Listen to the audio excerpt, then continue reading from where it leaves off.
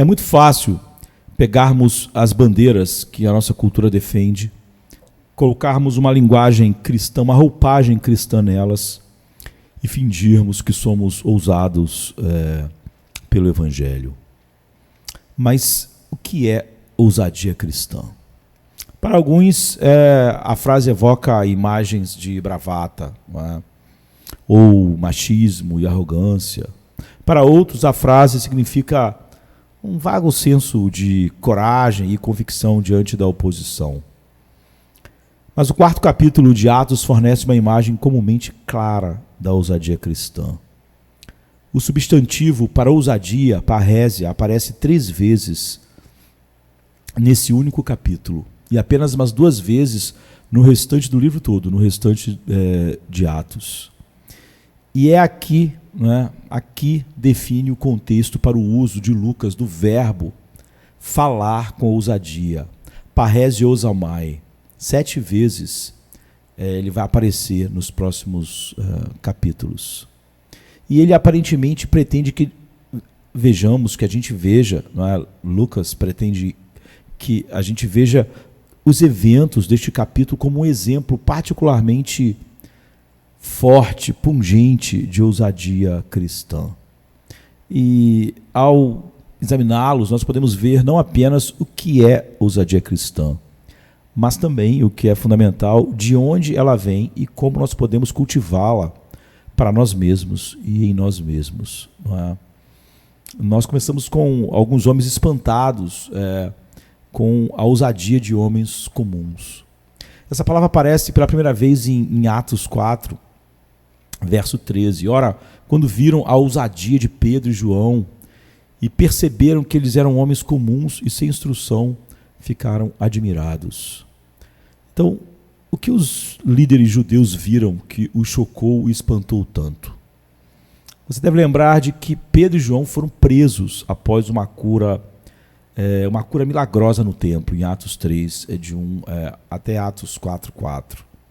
Pedro curou um coxo de nascença, surpreendendo as multidões com aquilo, e ele seguiu a cura com um sermão evangelístico para a multidão reunida ali por causa daquilo que aconteceu.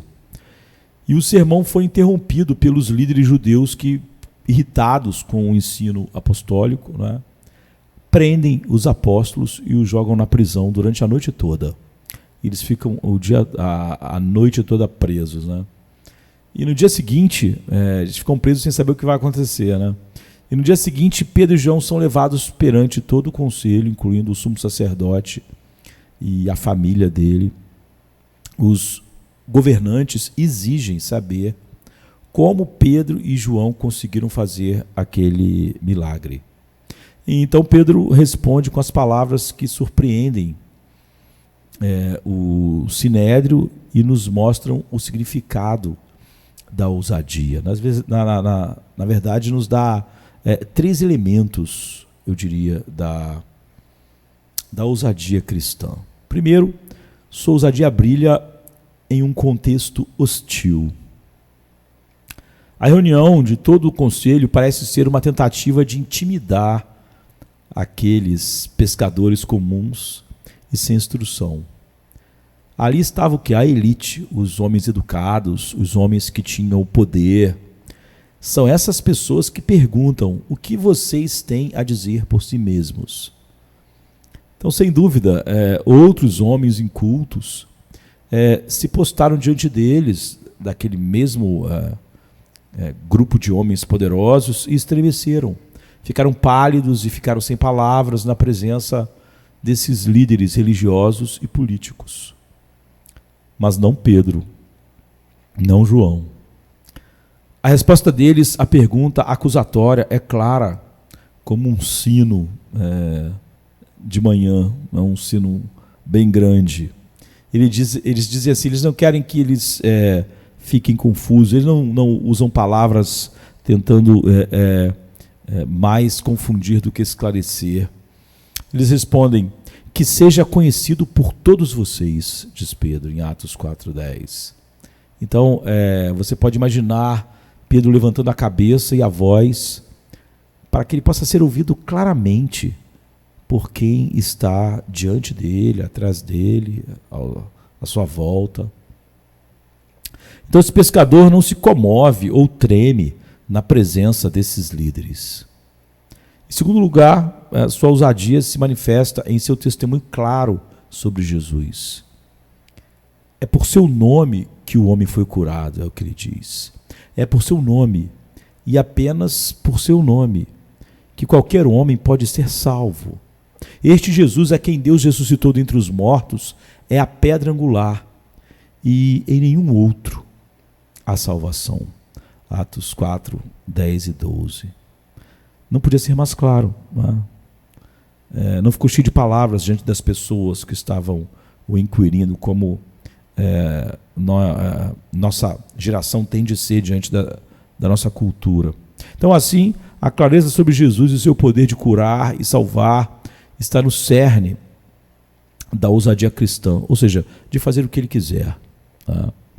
Finalmente, sua ousadia é exibida em sua clareza sobre o pecado.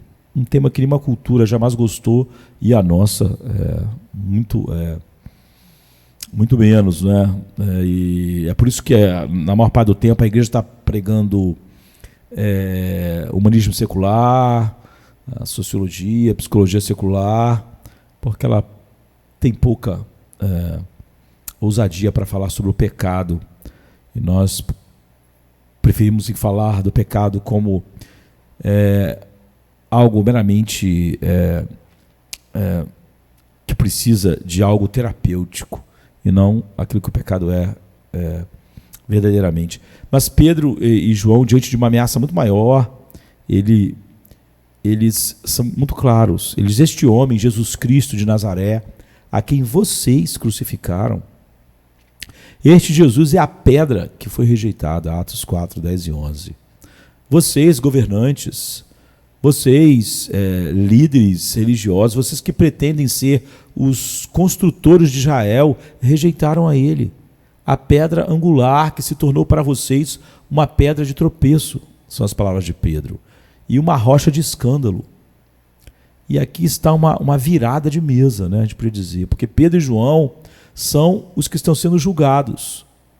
Eles foram presos, e no entanto aqui eles acusam e condenam os homens poderosos que não poucos meses antes haviam assassinado o próprio Jesus, haviam levado o próprio Jesus à morte. Então, o que é ousadia cristã? É coragem e clareza sobre Jesus e o pecado diante de uma poderosa oposição. É um discurso claro e aberto, sem ofuscação ou murmúrio, ou sem misturar ele ao humanismo que o homem pode abraçar.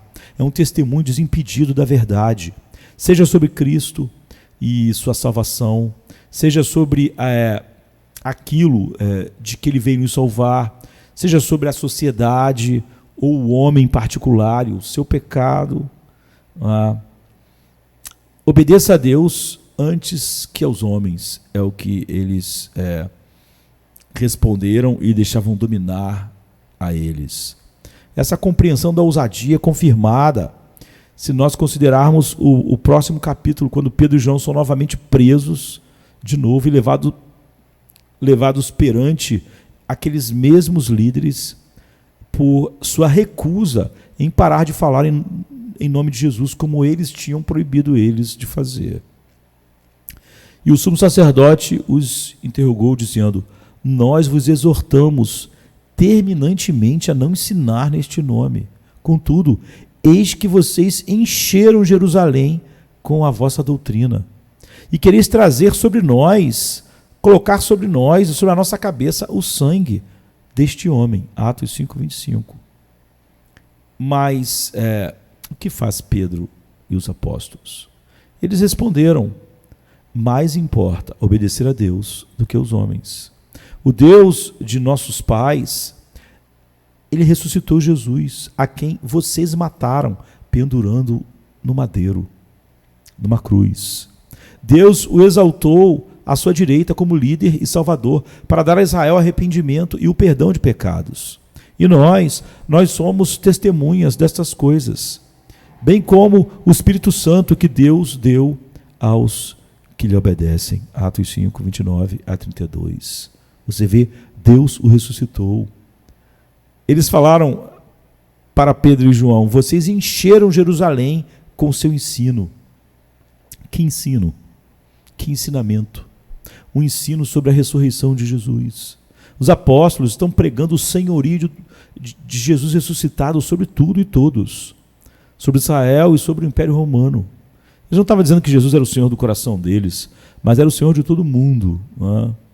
Deus o exaltou à sua destra como líder e salvador para dar a Israel arrependimento e a remissão de pecados. Atos 5:31. É disso que trata todo o sermão em Atos proclamado por eles. Deus ressuscitou Jesus. Deus exaltou Jesus. Jesus é o Salvador. Jesus é o Senhor. Jesus perdoa os pecados e só Ele faz isso. Não há outro nome pelo qual nós possamos ser salvos. Essa é a mensagem que os apóstolos pregam em desafio a todas as ameaças até da sua integridade física e morte do Sinédrio. Eles, os apóstolos, eles estão determinados a encher Jerusalém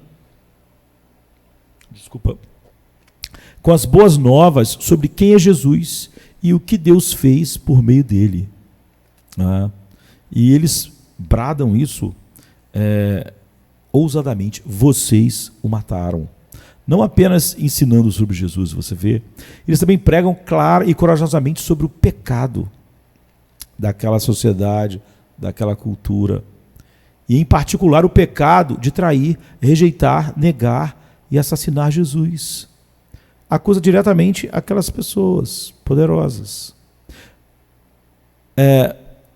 Eles reagiram dizendo que vocês pretendem trazer o sangue deste homem sobre nós. É o que diz o sumo sacerdote em Atos 5, 28. Você está tentando nos culpar da morte dele. Isso mesmo, responde Pedro. Vocês o mataram pendurando em um madeiro. Atos 5, 30. Então, é notável a frequência com que os apóstolos tocam nesta nota de novo, né? Nada menos que em Jerusalém, no lugar onde aconteceu, há apenas alguns meses antes. Ou seja, apenas alguns meses depois eles trazem e ficam batendo nessa tecla sobre a morte de Jesus à cruz e que eles o mataram. Não é? Falando sobre a crucificação. A morte injusta de Jesus é recente, quando eles estão falando isso. No entanto, os apóstolos fazem dela uma nota repetida e central em sua pregação, tanto para as multidões quanto para os líderes judeus.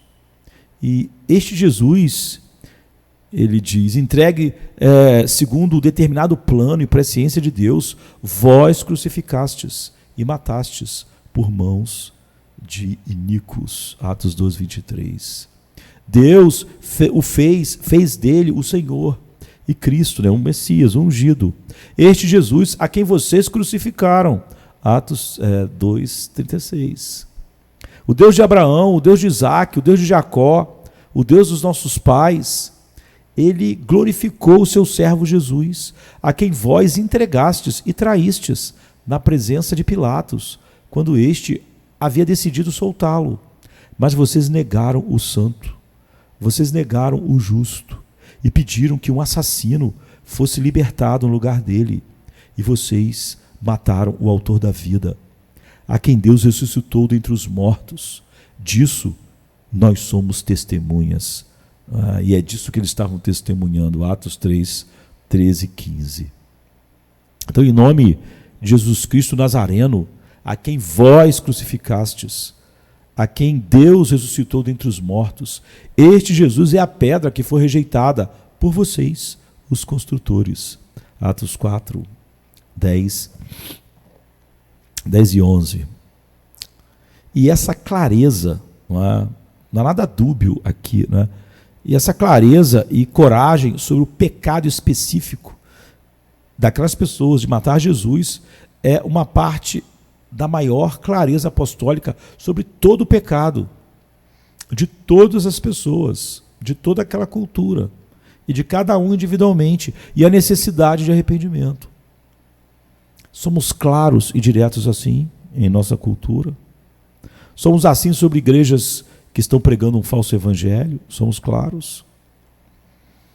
Eles dizem: arrependam-se e sejam batizados, cada um de vocês, em nome de Jesus Cristo, para o perdão de seus pecados, e receberão o dom do Espírito Santo.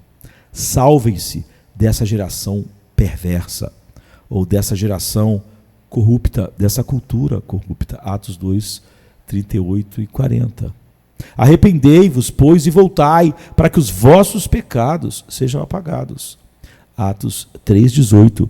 Eles diziam isso para as pessoas com uma vida mais depravada, e para os líderes e os sacerdotes e o sumo sacerdote e sua família. Ele diz: Deus, tendo levantado o seu servo, enviou primeiro a vocês para abençoá-los, desviando cada um de vocês da sua maldade, da maldade inerente a vocês. Atos 3, 26. Cada um de vocês recue, se afaste de sua maldade. Não a maldade do seu vizinho, não a maldade daquelas pessoas ali, daquelas pessoas lá, daquele grupo ou daquele outro grupo. Sua maldade. Esta é a ousadia cristã, testemunhando clara e corajosamente a ressurreição de Jesus e a necessidade do arrependimento, tanto em geral quanto nas maneiras específicas pelas quais nos rebelamos contra Deus. Então eu diria: ouse ser específico. Isso nos leva a uma lição fundamental para nós sobre a ousadia cristã.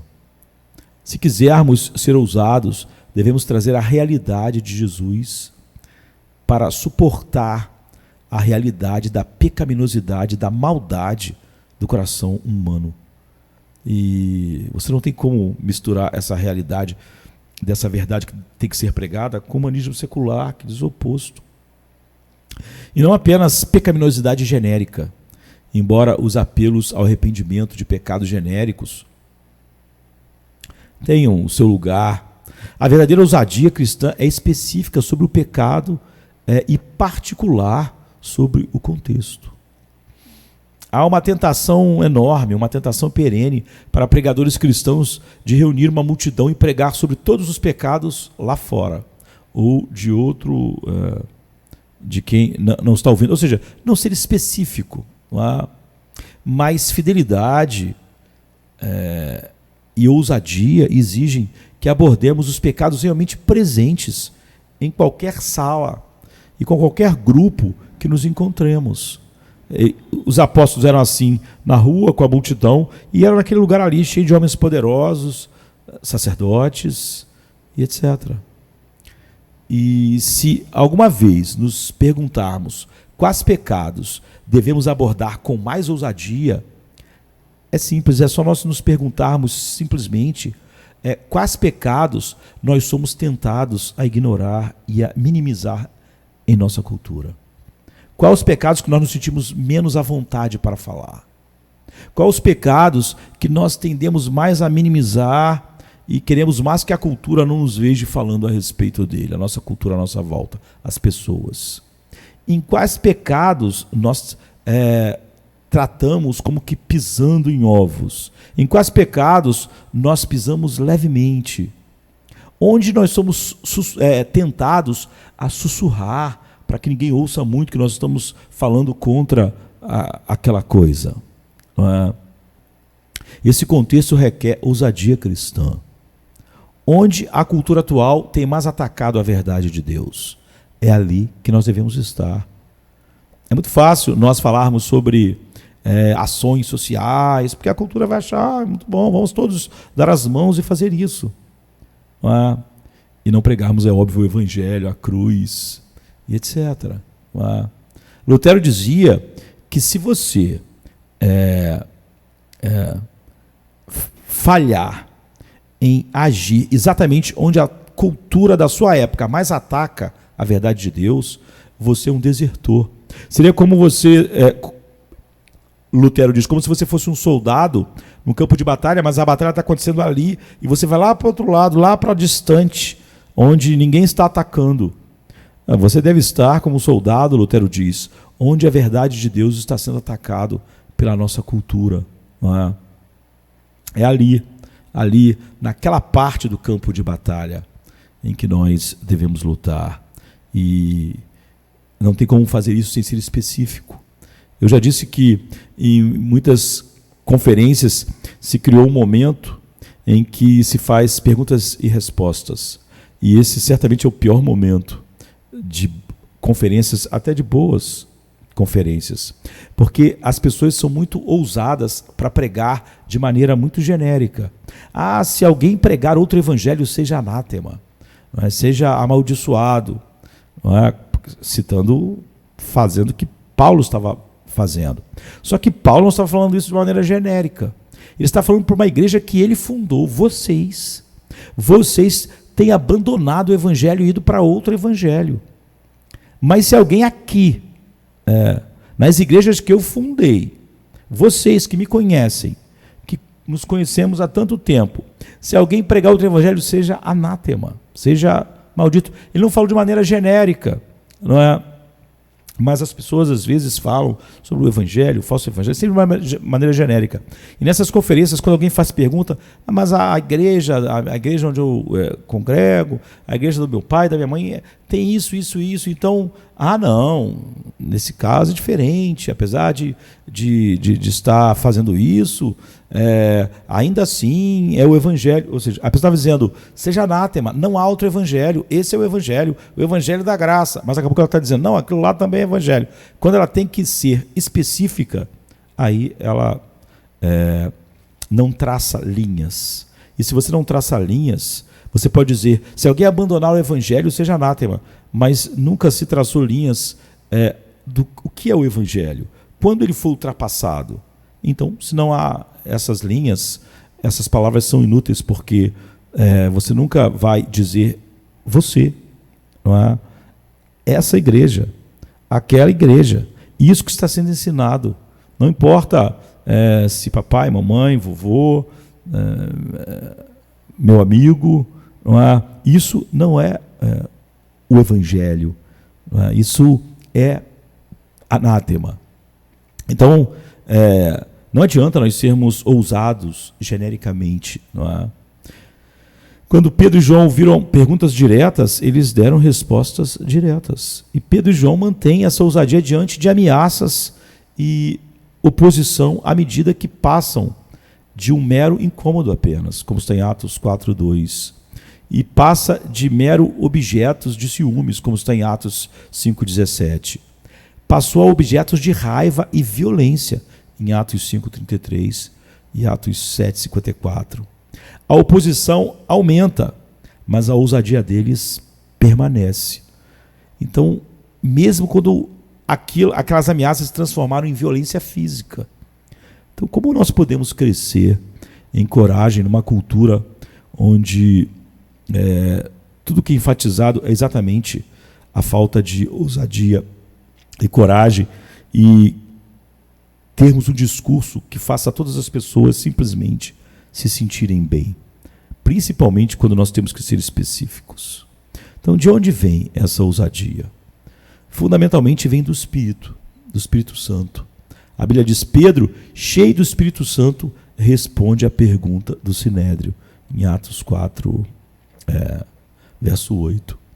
Diante das ameaças, os primeiros cristãos, a Bíblia diz, ficaram todos cheios do Espírito Santo e anunciavam com ousadia a palavra de Deus. Atos 4:31. Estevão, a Bíblia diz, cheio do Espírito Santo, acusa os líderes judeus que o prenderam e o acusaram falsamente. Atos 7:55. Mas não apenas o Espírito Santo, né? Os líderes judeus, ao reconhecerem a ousadia apostólica de Pedro e João, reconheceram que Pedro e João tinham estado com Jesus. Atos 4:13. E embora isso, sem dúvida, se refira ao envolvimento deles no ministério terreno de Cristo, contém uma palavra para nós hoje. Nós também, se quisermos ser ousados, devemos ser cheios do Espírito Santo, cheios do Espírito Santo e permanecer com Jesus. E o livro de Atos nos mostra não apenas a fonte última da ousadia cristã, mas também, eu diria, os meios para crescer nela. Depois que Pedro e João são soltos e advertidos a não falar em nome de Jesus, o que eles fazem? Primeiro, eles se reúnem. A Bíblia diz: eles foram até seus amigos e relataram o que o sumo sacerdote e os anciãos lhes haviam dito. E eles levantaram suas vozes juntos em oração. Atos 4, 23 e 24. A ousadia cristã não é uma questão individualista. Vem de se reunir com o povo de Deus para buscar sua face juntos. Em segundo lugar, ore. É o que eles fizeram.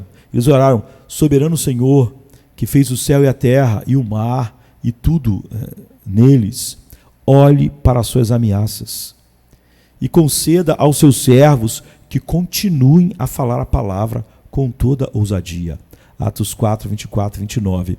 Você vê, eles não oraram pedindo a Deus uma estratégia que fizesse as pessoas gostarem deles, como normalmente a gente ia querer encontrar. Não é? Eles dizem: tu és soberano, tu és Senhor, olhe para as ameaças deles, em vez de nos conceda uma estratégia para que a gente seja visto como relevantes. Não. Ele diz: olhe para as suas ameaças e conceda aos seus servos que continuem a falar a palavra com toda ousadia. A ousadia vem para aqueles que a pedem ao Criador Todo-Poderoso do céu e da terra. O Espírito os enche de ousadia cristã, porque eles pedem ao trono da graça, não é, que o conceda generosamente. E peça também a Deus para cumprir suas promessas. Em suas orações, eles repetem a Deus o que Deus disse. Eles citam o Salmo 2 e celebram a vitória real de Deus em Cristo, em Jesus. A ousadia cristã é uma ousadia construída sobre a palavra de Deus. Em quarto lugar, procure a mão e o plano de Deus. Eles não apenas leem a Bíblia e oram a Bíblia. Eles leem sua própria história, à luz das Escrituras, procurando a mão de Deus e o plano de Deus em suas vidas, mesmo naquelas aflições, perseguições e sofrimentos.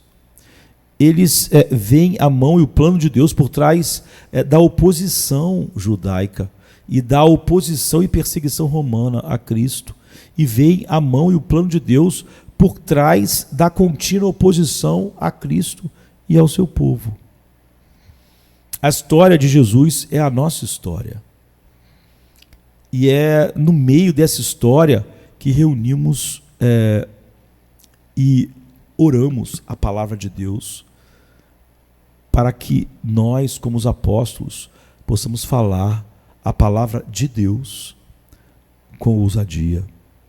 Não somos uma caixa de ressonância da sociedade, das suas teses, dos seus temas, das suas prioridades.